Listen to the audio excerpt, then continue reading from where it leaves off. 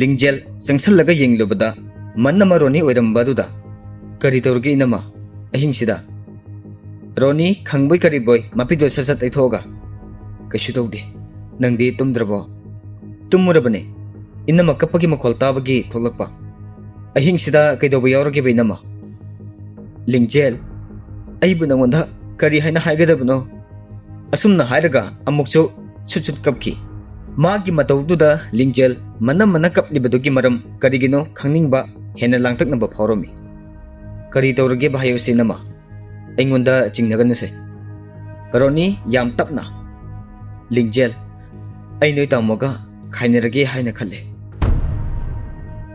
ꯃꯄꯤ ꯇꯩꯊꯣꯛꯑꯒ ꯑꯁꯨꯝꯅ ꯍꯥꯏꯔꯛꯈꯤꯕꯅꯤ ꯑꯗꯨꯝꯅ ꯅꯣꯡꯃꯇ ꯇꯧꯔꯝꯕ ꯅꯠꯇꯦ ꯏꯊꯥ ꯊꯥꯖꯗꯕ ꯋꯥꯍꯩ ꯃꯥꯒꯤ ꯆꯤꯟꯕꯥꯜꯗꯒꯤ ꯊꯣꯛꯂꯛꯄꯗꯨꯗ ꯂꯤꯡꯖꯦꯜ ꯌꯥꯝꯅ ꯉꯛꯅ ꯀꯔꯤꯒꯤꯅꯣ ꯔꯣꯅꯤ ꯑꯃꯨꯛ ꯀꯞꯂꯒ ꯑꯩ ꯈꯥꯡꯕ ꯌꯥꯕ ꯈꯥꯡꯂꯒ ꯂꯥꯛꯂꯕꯅꯤ ꯂꯤꯡꯖꯦꯜ ꯑꯗꯨꯕꯨ ꯑꯩ ꯈꯥꯡꯕ ꯉꯝꯕꯒꯤ ꯄꯥꯡꯒꯜ ꯂꯩꯒꯗꯕ ꯃꯥꯜꯂꯛꯇ꯭ꯔꯦ ꯑꯗꯨꯕꯨꯕ ꯑꯩꯈꯣꯏ ꯇꯥꯃꯣꯅ ꯀꯔꯤ ꯍꯥꯏꯔꯛꯄꯒꯤꯅꯣꯕ ꯀꯩꯁꯨ ꯍꯥꯏꯔꯛꯇꯦ ꯑꯁ ꯁꯦ ꯏꯅꯝꯃ ꯋꯥ ꯂꯣꯠꯀꯅꯣꯕꯁꯦ ꯑꯩꯉꯣꯟꯗ ꯁꯦꯡꯅ ꯑꯗꯨꯝ ꯍꯥꯏꯔꯛꯑꯣꯕ ꯇꯥꯃꯣꯅ ꯀꯔꯤ ꯍꯥꯏꯔꯛꯏꯅꯣꯕ ꯏꯅꯝꯃꯗ ꯀꯔꯤꯝꯇ ꯍꯥꯏꯔꯛꯇꯕꯒꯤꯅꯦ ꯅꯈꯣꯏ ꯇꯥꯃꯣꯒ ꯑꯩꯒ ꯅꯤꯡꯊꯤꯅ ꯋꯥꯔꯤ ꯁꯥꯟꯅꯔꯛꯇꯕ ꯀꯨꯏꯁꯤꯜꯂꯛꯑꯦ ꯃꯥꯒꯤ ꯀꯔꯤ ꯄꯦꯟꯗꯕꯅꯣ ꯑꯩꯉꯣꯟꯗ ꯃꯥꯅ ꯀꯔꯤ ꯄꯥꯝꯂꯤꯕꯅꯣ ꯀꯔꯤ ꯄꯥꯝꯃꯤꯅꯣꯁꯨ ꯃꯌꯦꯛ ꯁꯦꯡꯅ ꯈꯪꯍꯟꯗꯦ ꯑꯗꯨꯒꯤ ꯃꯍꯨꯠꯇ ꯑꯩꯒꯤ ꯋꯥꯈꯜꯗ ꯍꯦꯟꯅ ꯑꯋꯥꯕ ꯄꯤꯔꯒ ꯂꯩꯔꯦ ꯂꯤꯡꯖꯦꯜ ꯑꯩꯈꯣꯏ ꯇꯥꯃꯣꯅ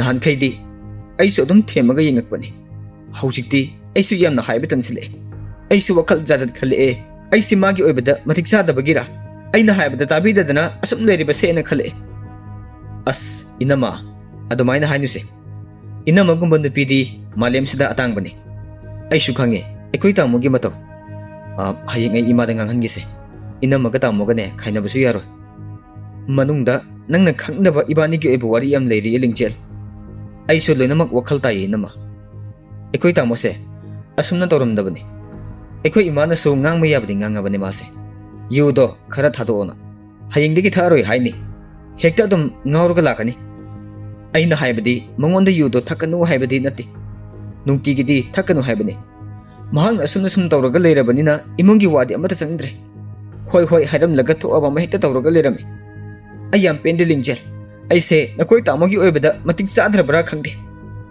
ꯃꯇꯝ ꯑꯃꯗꯗꯤ ꯑꯩꯒ ꯂꯨꯍꯣꯡꯉꯒꯗꯤ ꯌꯨ ꯊꯛꯄ ꯇꯣꯛꯀꯅꯤ ꯍꯥꯏꯔꯝꯕ ꯃꯍꯥꯛꯅ ꯍꯧꯖꯤꯛꯅ ꯑꯩꯒ ꯈꯥꯏꯅꯔꯒꯗꯤ ꯌꯨ ꯊꯛꯄ ꯇꯣꯛꯀꯅꯤꯒꯤ ꯐꯤꯕꯝꯗ ꯂꯥꯛꯑꯒꯗꯤ ꯏꯅꯝꯃꯕꯨ ꯀꯅꯥꯅ ꯃꯇꯤꯛ ꯆꯥꯗꯦ ꯍꯥꯏꯅꯣ ꯑꯗꯨꯃꯥꯏꯅ ꯍꯥꯏꯅꯨꯁꯦ ꯈꯥꯏꯅꯕꯒ ꯌꯥꯔꯣꯏꯗ ꯏꯃꯥꯗ ꯍꯌꯦꯡ ꯊꯤꯛ ꯇꯧꯍꯟꯒꯦ ꯌꯥꯝ ꯈꯟꯖꯤꯜꯂꯨꯔꯅꯨꯁꯦ ꯏꯅꯝꯃ ꯑꯩꯈꯣꯏ ꯑꯁꯣꯝ ꯂꯩꯁꯤꯗꯤ ꯃꯈꯣꯏ ꯑꯅꯤꯒꯤ ꯋꯥꯔꯤꯗꯨ ꯂꯦꯝꯕꯁꯨ ꯍꯥꯏꯐꯦꯠ ꯇꯥꯗꯨꯅ ꯂꯩꯔꯝꯃꯤ ꯃꯥꯁꯨ ꯍꯥꯏꯐꯦꯠ ꯆꯤꯡꯅꯕ ꯑꯃꯗꯤ ꯐꯥꯎꯕꯒꯨꯝ ꯇꯧꯔꯝꯃꯤ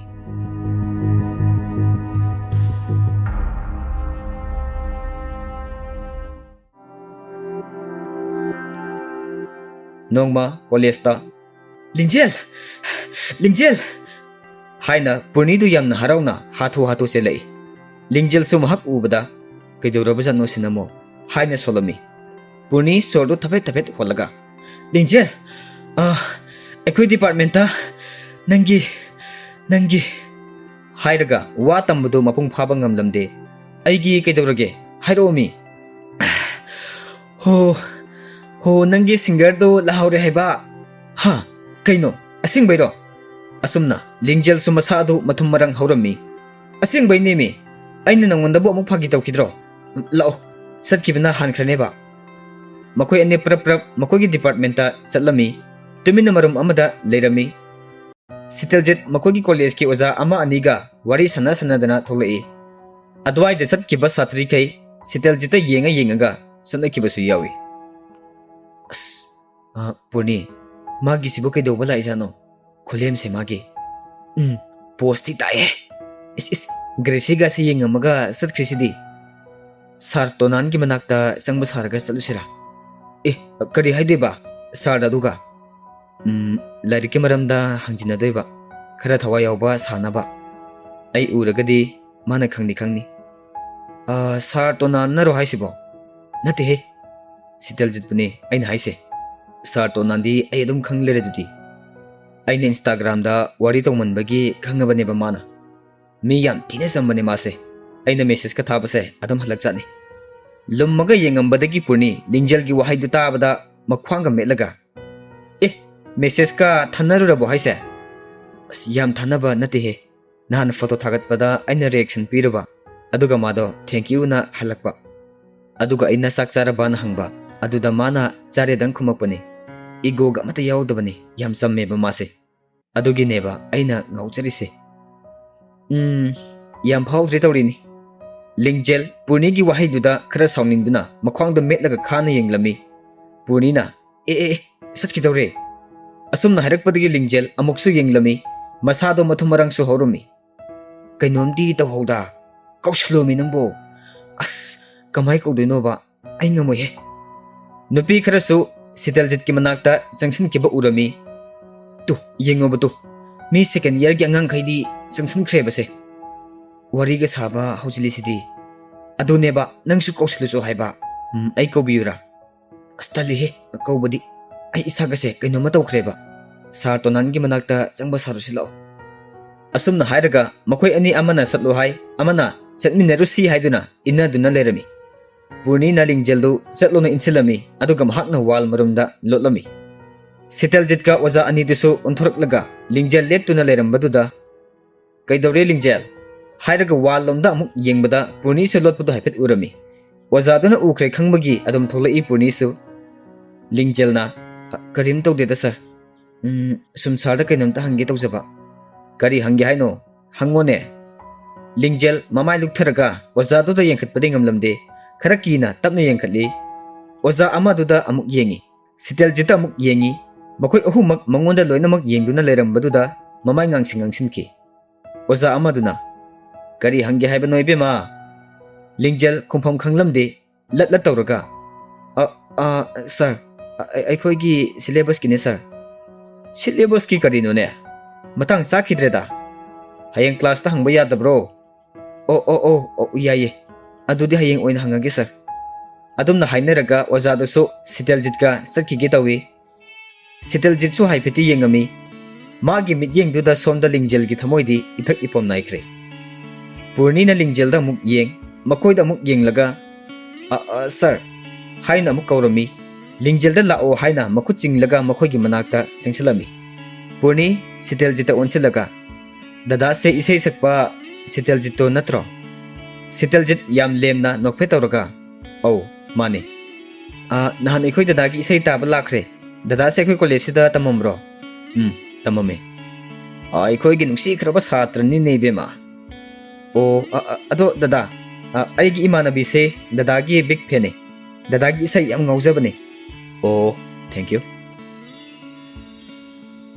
asumna hairaga nokphe tawraga lingjel da yengai lingjel su sitaljita yengai michana ge tawbadu da lingjel nokphe tawraga lukthakirami adum support pibiu ko ai su dum mayam gi seba tawbu ngamba oisage asumna hairaga adum oja singduga wari sara sarga satkre heksat kibaga purni na lingjel da khuningna thilaga kaino nangna wa amata ngangdribadudi aina da sum nganghalle kadai da kinuda mihun ga mata yaudre thamoi ga se kaino ma tawkre amta yengune nangsu asumna hairaga purni gi makutu magi oi thangba thabak lomda thamlami slow re nangsu sans phajaba ma manghalle chance haise kaino unari sidi aise magi phene di mangondari khanghalle dana thoinu laktaba numit sidi ado sitaljita horen message thajalo boko aidi kari haidoiba sum khangde college ta lambagi palaga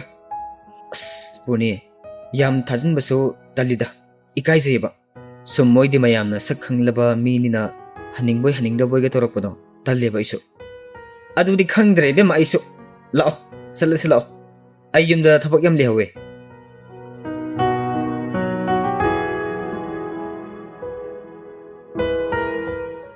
sitaljit gari thawraga lakpada roshan ga thainarami roshan na kaubadagi sitaljit mahaki gari do khamlaga bhai kadai salino ai sida thabak ama salubani nangdi kadai de salurino aikoi college ta salubane thaba ma khaki udabagi yam kuire ko kuire me gi masade maming chat khibadagi khoi ga se kobi khre ne ha yare ko adugi dialogue to paktre kainama sa kisila swaida makoi ani so fast food amada sanglak lami Ado nangbo karamay tawrige. Nahangi isay mafamdasu sarang nabaduda adum fazana wari sanakidre. Adum panglayda mariri duni. Ado sapanagi pawdu dum tariko. Instada Facebook hyping nabada adum khangi. Uri. Ado nang sunupi amadi koi naba tawrodana. As madugi wado ay lapna thamkreda bhai. Sige wari se toksi. Ado nang di business ka makan tawre na paw yon tayo ne. Asum hing na naba kara taw ba dun ida. Hing na ba taw bada kubed oy kibagi wane ba natra. Suwari di bhai nang so. Ado nang mo hauji kana pulige. Kanam ta pundre da. Matam khara di aisu wakal se. Ing na mutang lerige khale. Madu na di aroy ko. Apang matara ka to kani. Karim ta kanada bani. Ado album mama nam thoksidana. Isay no baga bro. Produce to ay to birage. Handaki singer kam actor oy thoksidana. Wakal su khara nungai na ba. As ay madugi muti hausiki oina di leitrida. Ado mai sum tawle bina di yaroy ne bondo. Ay koi na di sum khanjilu dabagi wani. Sahi parak padadi nambo pora bani ne bungo. Hoy ne. Ado ay nguna pautak pibiri ban nupa nang siniko. Ay nguna badi am hairi. Nang suhong asi kayo. Ay gidi lay tabam yawri ne. Layram madi na hana isa tuition hay na baga salan ni bungo. Kari wata no. Matam sigin nupa ni haibada chapsaraba. Sel thumsu hayeng wai saron phawbagi pairaga leiraba itaw na kari amu wali no ba. As kadai dagi no nang so pangay dahil le. Ho kwai dagi maru ba dong tawnaba nupi to leitriye. Nang daw na sak pasabaso nate do idea. As doire wari di. As to sige wase. Ay di nung sibagi lambi se. Masidadi amuk na kong se. Tangjilaro na kankre.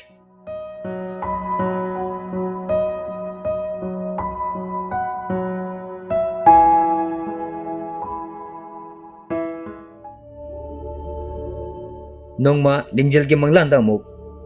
Ay khanghandana nang nupa atopaga marilen ramise. Mayraba khara sauna silemada hairami. Ay nang nataba atopa na koinarage mayraba. Kaino nang na haidubo. Niras ay sikanano. Niras ti chumna sumtin na bane. Asigida magta ingon na saudana ga sutawri. Masak asiga ipay puzake. Yare nang ingon na korokano. Seba ingon di yung o. Noy niras to da hayo susalo. Kaino nang na haidubo. Niras na mutawri isibo kayo na ba. Yare ba nang kange ba. Nahan kayo nang gising munda minamine ba. Natra. Asum na hairaga mayraba pukhagolaga sadkibdo amuk tanaraga.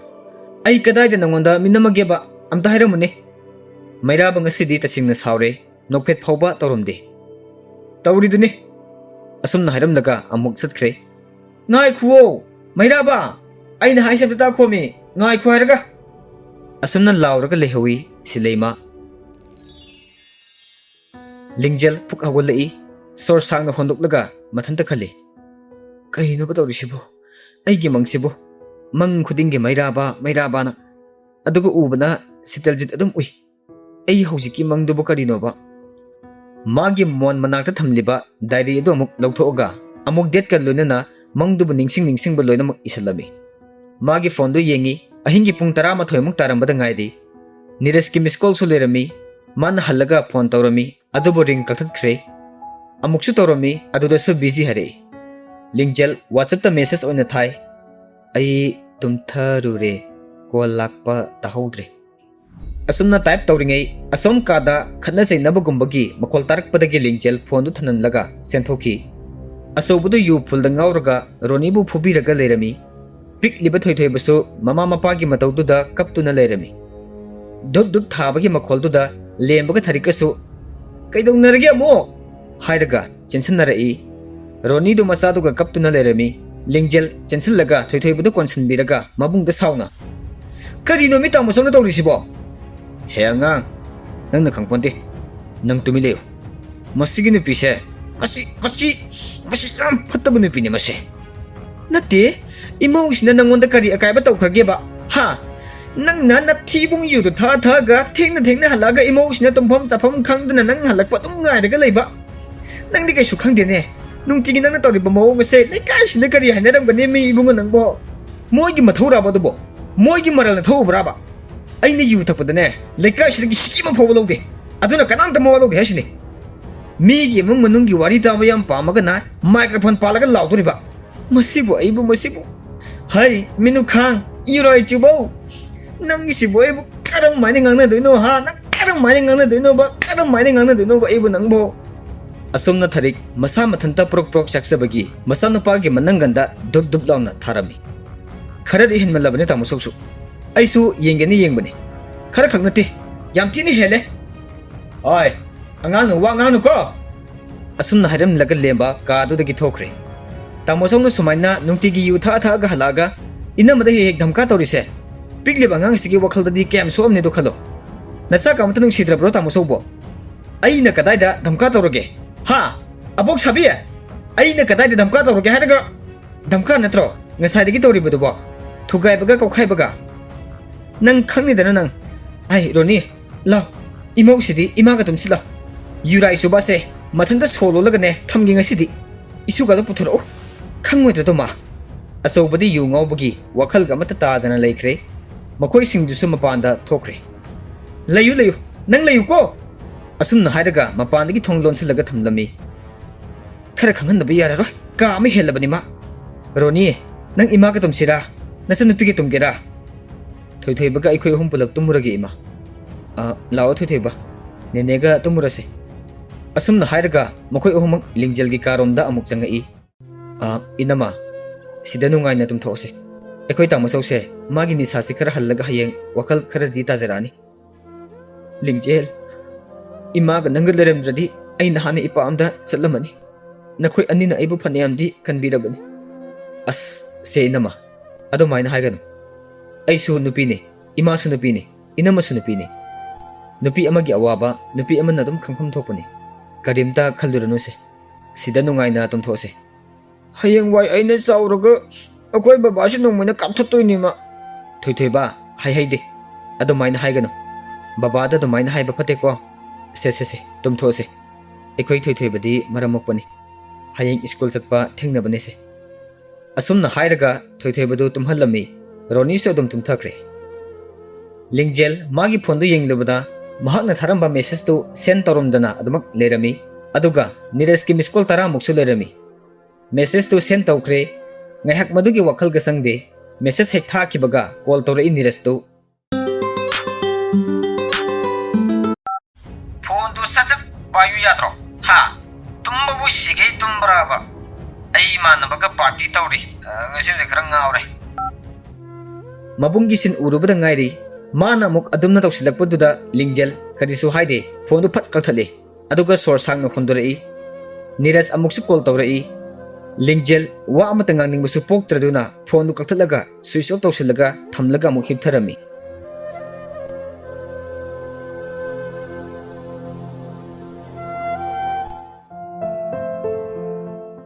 Nongma सितेलजित के Johnson गसु कोई बसलमी camera अमगा तौरगा सिन्नदी फजा फजाबा photo काप लगा Laramie मखोय अनिमक अमुक कापना तौदुना Laramie नीरजसु यम थोकलकपगी ममानब सिंगा कोइबा लाकपदा सितेलजित का नीरज का खरा थेंगाइ नरमी येंथोकलुबदा सितेलजित ना याम खंगना ए नीरज नत्रो ए दा सितेलजित औ माने आय याम थाजदना कमाय तोरिबा कमाय तौरगे ब्रो सुम लेरी दुनी नंदी कमाय तौरगे उदबसु यम कुइरे सके यम थिना ओलमे आइसु दुम लेरी ब्रोसु सक यम होंगमे थिजलम बॉयसे अस कदाय देनुदा फजा थोमेबा आदा दुम लेरी ब्रो नंगबो औ लेरीये ngarang dang suti tholakpane adugi imanaba mayam se koiba laisini ngasi aisu aikhoigi nangno pase थोकलपगी कोइबा लाइने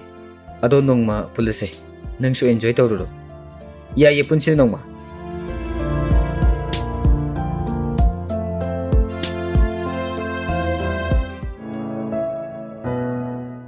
थोइनुगा पुर्निगा लिंगजल गसु कॉलेजता वारी वताई सारगा लेरमी नोई साइदो एखोइ कोइ पुबिनि हाइबदो काउनिको स्नाहानदिगी पावगे इफाव फमनद्रिदा कानदे इबेमा तोक्थो सितेलजितो ओइना हौजिलो ꯑꯁ ꯇꯜꯂꯤꯍꯦ ꯁꯨꯝ ꯉꯥꯎꯖꯕꯒꯤ ꯋꯥꯅꯤ ꯍꯧꯖꯤꯟꯕꯒꯗꯤ ꯇꯜꯂꯤ ꯃꯤ ꯃꯥꯒꯤ ꯅꯨꯄꯤꯁꯨ ꯂꯩꯔꯝꯅꯤ ꯀꯩꯅꯣ ꯑꯗꯨ ꯅꯍꯥꯟ ꯁꯤꯗ ꯂꯥꯛꯑꯝꯕꯗꯣ ꯑꯁ ꯐꯗꯤ ꯐꯖꯩꯀꯣ ꯑꯗꯨꯕꯨꯗꯤ ꯑꯩꯒꯤ ꯀ꯭ꯔꯁꯅꯤꯗꯅ ꯀꯩꯅꯣ ꯍꯥꯏꯁꯤꯕꯣ ꯁꯤꯗꯒ ꯑꯃꯨꯛ ꯂꯥꯛꯑꯝꯃꯕ꯭ꯔꯣ ꯑꯧ ꯂꯥꯛꯑꯝꯃꯦ ꯅꯪ ꯂꯥꯛꯇꯕ ꯅꯨꯃꯤꯠꯇ ꯑꯗꯨꯗ ꯂꯤꯡꯖꯦꯜ ꯏꯕꯥꯅꯤꯅ ꯅꯩꯁꯤꯟꯕꯅꯤꯗꯅ ꯑꯗꯣ ꯑꯁ ꯑꯗꯨꯒꯤ ꯅꯨꯄꯥꯗꯣ ꯅꯨꯄꯤꯒ ꯀꯌꯥ ꯃꯋꯥ ꯂꯧꯔꯝꯗꯧ ꯃꯥꯟꯗꯦꯕꯨ ꯃꯥꯒꯤ ꯃꯑꯣꯡꯗꯣ ꯅꯨꯄꯤ ꯀꯣꯏꯅꯔꯒꯁꯨ ꯅꯨꯄꯤꯗꯨꯅꯒ ꯑꯗꯨꯝ ꯂꯨꯞꯄꯝꯗꯧ ꯃꯥꯜꯂꯦꯕ ꯑꯩꯁꯨ ꯃꯥꯜꯂꯦ ꯑꯦ ꯉꯥꯏꯈꯣ ꯑꯩ ꯀꯩꯅꯣꯝꯃ ꯍꯥꯏꯕ ꯀꯥꯎꯔꯦ ꯃꯣꯏꯔꯥꯡꯂꯣꯝꯗ ꯃꯥꯏꯕꯤ ꯑꯍꯩꯕ ꯑꯃ ꯂꯩ ꯍꯥꯏ ꯃꯤ ꯃꯁꯛ ꯍꯦꯛ ꯌꯦꯡꯕꯗ ꯃꯥꯒꯤ ꯃꯔꯝꯗ ꯕꯦꯗ꯭ꯔꯪꯒ ꯂꯣꯏꯅꯃꯛ ꯍꯥꯏꯊꯔꯛꯑꯦ ꯍꯥꯏꯌꯦ ꯌꯦꯡꯕ ꯆꯠꯂꯨꯁꯤꯔꯣ